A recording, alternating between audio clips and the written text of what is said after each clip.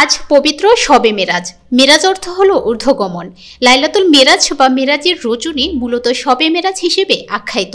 এই রাতে মহানবী হজরত মুহাম্মদ সাল্লাল্লাহু আলাইহি সাল্লাম অলৌকিক উপায়ে ঊর্ধ্বাকাশে আরোহণ করেছিলেন এবং মহান আল্লাহর সঙ্গে সাক্ষাৎ করেন।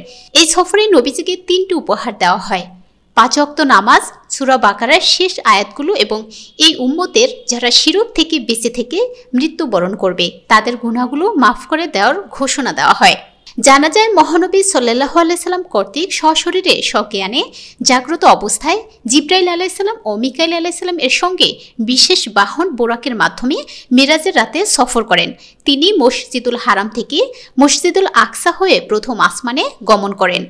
এরপর ধারাবাহিকভাবে সপ্তম আসমান ও সিদরাতুল মুনতাহা পর্যন্ত এবং সেখান থেকে একাকী রফরফ বাহনে আরশে আজিম পর্যন্ত পৌঁছে মহান রব্বুল আলামিনের সঙ্গে সাক্ষাৎ লাভ করেন।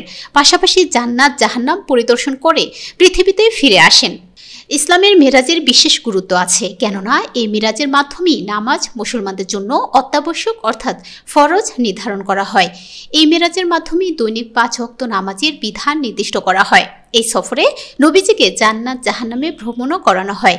নবীজি বলেন, জান্নাতের প্রাসাদগুলো মুক্তার তৈরি আর তার মাটি হলো মেশকের। নবীজি এই সফরে একদল লোককে দেখলেন, তাদের নখগুলো তামার। নিজেদের নখ দিয়ে তারা নিজের গাল ও বুকে আঁচড় কাটছে। জিবরাইল আলাইহিস সালাম জিজ্ঞাসা করলেন, এরা কারা? বললেন, এরা ওই সমস্ত লোক যারা গীবত করত এবং মানুষকে লাঞ্ছিত করত। জান্নাতে হযরত ইব্রাহিম আলাইহিস সালামের সঙ্গে মুলাকাত হলে তিনি নবীজিকে বলেন, আপনি আপনার উম্মতের কাছে আমার সালাম পৌঁছাবেন আর তাদেরকে বলবেন, জান্নাতের মাটি পবিত্র ও সুঘ্রাণযুক্ত, এর পানি সুমিষ্ট এবং এর ভূমি উর্বর ও সমতল।